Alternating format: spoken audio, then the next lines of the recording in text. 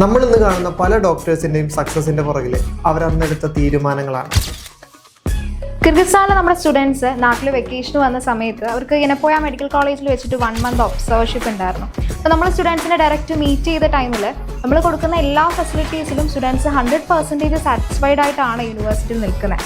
ഇതേപോലെ നമ്മൾ പ്രോമിസ് ചെയ്ത എല്ലാ കാര്യങ്ങളും തന്നെ സ്റ്റുഡൻസിന് അവിടെ കിട്ടുന്നുണ്ടായിരുന്നു. അതെ സാൻഡ്ര, വർഷങ്ങളായിട്ട് MBBS അബ്രോഡ് പഠിക്കാനായിട്ട് ഇന്ത്യയിൽ നിന്നും സ്റ്റുഡൻസ് പോകുന്നുണ്ട്. പക്ഷേ ഈ ഒരു ഫീൽഡിൽ എൻറ്റയർലി ഡിഫറെൻ്റ് ആയിട്ടൊരു ചേഞ്ച് കൊണ്ടുവന്നത് ഇനപ്പോയ എന്ന ബ്രാൻഡിന്റെ കടന്നുവരവാണ്.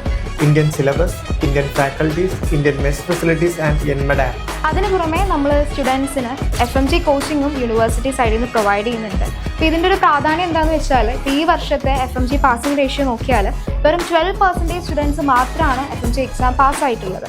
അപ്പോൾ ഇതിനൊരു സഫീഷ്യൻറ്റ് സൊല്യൂഷൻ എന്ന രീതിയിൽ നമ്മുടെ യൂണിവേഴ്സിറ്റി സൈഡിൽ നിന്ന് ഫസ്റ്റ് ഇയർ ഓൺവേർഡ്സ് സ്റ്റുഡൻസിന് FMG ട്രെയിനിങ്സ് നമ്മൾ പ്രൊവൈഡ് ചെയ്യുന്നുണ്ട്.